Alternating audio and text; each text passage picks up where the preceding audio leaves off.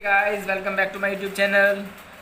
आज हम अपनी ट्रिग्नोमेट्रिक फंक्शन की प्लेलिस्ट का लास्ट टॉपिक पढ़ने जा रहे हैं जो है general solution of trigonometric equation. इस टॉपिक के अंडर हमारे दो सब टॉपिक हैं, मेनली प्रिंसिपल सॉल्यूशन और जनरल सॉल्यूशन। उसके अंदर भी हम 3 थ्योरम्स पढ़ेंगे और सिर्फ ये 3 थ्योरम्स ही इस चैप्टर के अंदर है, इस टॉपिक के अंदर, नथिंग एल्स। सबसे पहले प्रिंसिपल सॉल्यूशन में आपको ये बताऊँगा, जनरल सॉल्यूशन की डेफिनेशन भी आपको बताऊंगा। उससे पहले मैं 3 थ्योरम्स को इनको समझाना चाहूँगा, उसके बाद इन दोनों टर्म्स पर।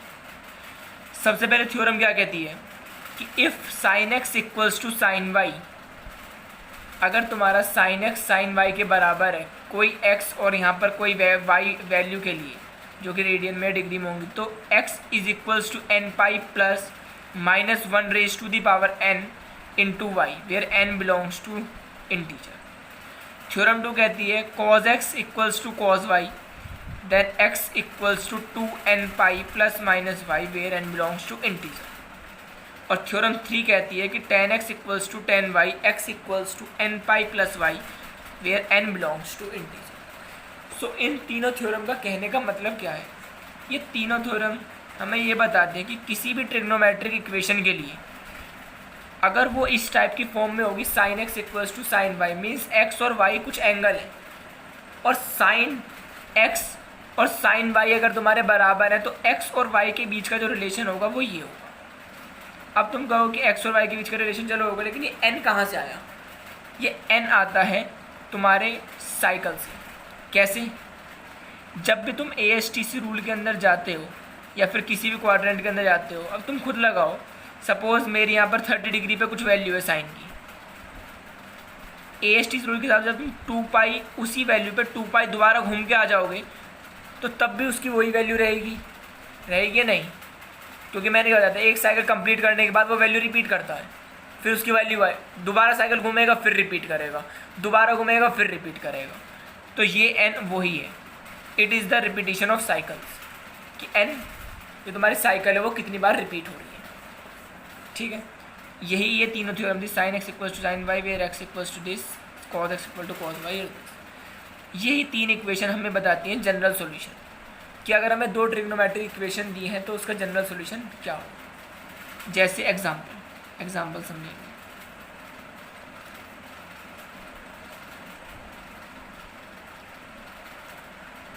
एग्जाम्पल है साइन एक्स इक्वल्स टू √3/2। सो मैंने पूछा x की वैल्यू क्या होगी। अब तुम कहते हो जट से कि x की वैल्यू होगी 60 डिग्री, x की वैल्यू 60 डिग्री होगी, लेकिन ये आधा सॉल्यूशन है। क्यों? क्योंकि x की वैल्यू 60, उसके बाद 60 में 2 पाई प्लस ऐड कर दो और 2 पाई ऐड कर दो, तो वो सब सॉल्यूशंस भी दोगे। तो इन्हीं सब सॉल्यूशंस को कैटेगराइज करने के लिए हम टर्म यूज़ करते हैं जनरल सॉल्यूशन। और जो तुम्हारे एंगल्स x की जो वैल्यूज़ इस इक्वेशन को सेटिस्फाई करेंगी और 0 से 2 पाई की रेंज के अंदर आएंगी, उन सॉल्यूशंस को हम कहते हैं प्रिंसिपल सॉल्यूशन। तुम अपनी ऊपर वाली इक्वेशन से जनरल सॉल्यूशन लिखोगे और उसमें से जो तुम्हारे पहले 2 जो सॉल्यूशन होंगे वो दोनों सॉल्यूशन तुम्हारे कहलाते हैं प्रिंसिपल सॉल्यूशन। क्लियर है? जनरल सॉल्यूशन के लिए हमारी ये तीनों थ्योरम है, हम इन तीनों थ्योरम को लेके अपने जनरल सॉल्यूशन लिखेंगे।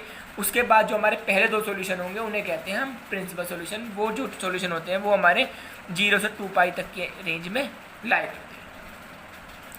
अब जैसे हमारी यही क्वेश्चन था, साइन एक्स इक्वल्स टू √3/2 पाई, तो इक्वेट करो, साइन एक्स इक्वल्स टू क्या होगा, साइन पाई/3। अब यहाँ पर देखो, यहाँ पर एक्स है और यहाँ पर वाई की वैल्यू क्या है, पाई/3, तो अपने जनरल सॉल्यूशन के अंदर रिप्लेस कर दो। हमारा जनरल सॉल्यूशन क्या कहता है, x equals to n pi plus minus 1 raise to the power n into Y. तो क्या हो जाएगा, x equals to n pi plus minus 1 raise to the power n into पाई/3।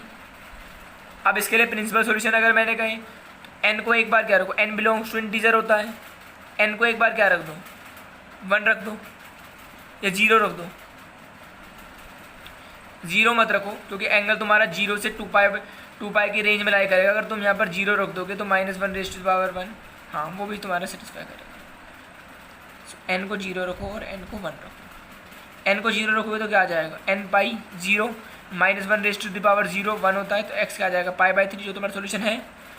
और दूसरा क्या आ जाएगा, एन तुम्हारा अगर 1 है तो पाई माइनस π/3, तो ये क्या आ जाएगा 2π/3।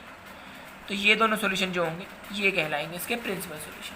और बाकी के फर्दर सोल्यूशन अगर हम जनरल सोल्यूशन की बात करें तो हमारे जनरल सोल्यूशन की इक्वेशन होगी इसकी ये। मेनली इस टॉपिक के अंदर हमें सिर्फ इतना ही काम करना है, हमें अपनी इक्वेशन लिखनी है, उसको sin x = sin y, cos x = cos y, tan x = tan y इस फॉर्म में कन्वर्ट करना है। इस फॉर्म में कन्वर्ट करने के बाद अगर हमसे प्रिंसिपल सोल्यूशन पूछ जाते हैं तो पहले दो सोल्यूशन जो 0 से 2π की रेंज में लाई करेंगे वो दोनों कहलाएंगे प्रिंसिपल सोल्यूशन। और उससे अगर उसने फर्दर पूछा एक्स बिल्कुल कैटेगराइज करके पूछा है किसी भी रैंडम एन के लिए तो वो होंगे हमारे जनरल सोल्यूशन, वो हम निकालेंगे ऐसे। चलो इसके ऊपर एक क्वेश्चन करते हैं तो तुम्हें सब कुछ क्लियर हो जाएगा।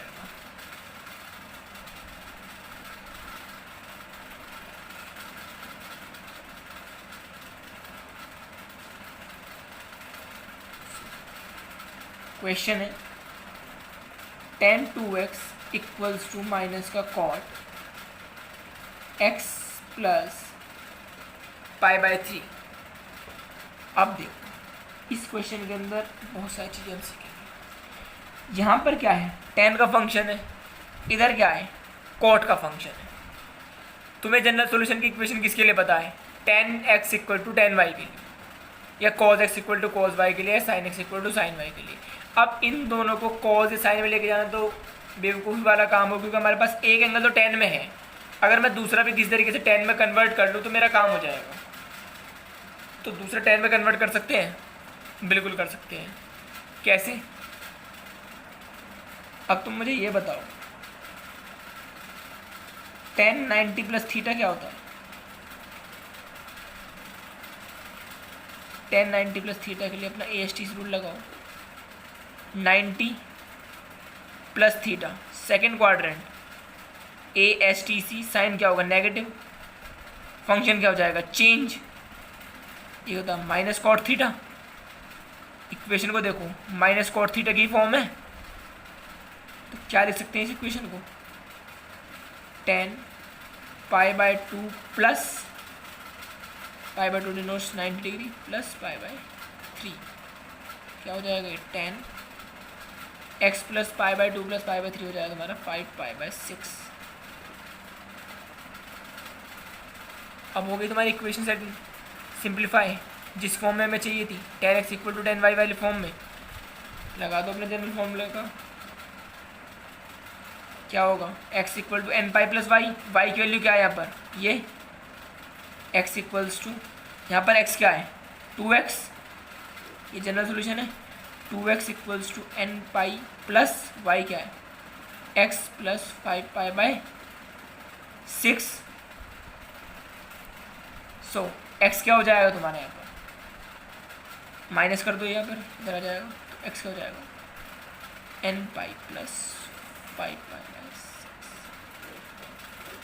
कुछ भी नहीं करना इस एक्सरसाइज के अंदर, बहुत ही इजी एक्सरसाइज है। मुश्किल से ये 3 थ्योरम तुम्हें याद करनी है। उसके बाद अगर प्रिंसिपल सॉल्यूशन पूछे तो 0 से 2π के बीच में जो उसके 2 सॉल्यूशन पहले एग्जिस्ट करेंगे वो तुम्हारे होंगे प्रिंसिपल सॉल्यूशन। और अगर जनरल सॉल्यूशन पूछे तो उनको tan x = tan y ये किसी फॉर्म में कन्वर्ट कर लेना। कन्वर्ट कैसे करोगे, AST रूल लगा देना, या तो अगर तुम्हें फंक्शन चेंज करना तो जाहिर सी बात है तुम्हें y एक्सिस को क्रॉस कराना पड़ेगा, या तुम्हारा tan 90 + थीटा होगा वो, या फिर तुम्हारा 270 + थीटा है, 270 - थीटा, और उसके अलावा कोई चांस नहीं है।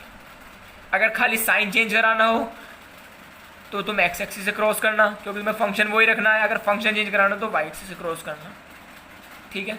इसी तरह के क्वेश्चन तुम्हें आगे मिलेंगे। अब तुम एक्सरसाइज 3.4 को ट्राई कर सकते हो। बाकी कोई डाउट आए तो मुझसे कमेंट सेक्शन में पूछ लेना। फर्दर इसके बाद आप मिसलेनियस एक्सरसाइज को ट्राई कर सकते हो। अगर आपको मिसलेनियस एक्सरसाइज के क्वेश्चन हार्ड लगते हैं तो मुझे कमेंट सेक्शन में बताना, और होपफुली मैं अपनी अगली वीडियो मिसलेनियस एक्सरसाइज के कुछ पर्टिकुलर क्वेश्चंस के सॉल्यूशन के ऊपर बना दूंगा, जिससे आपको काफ़ी हेल्प होगी। Till then take care, bye bye, keep learning, thank you.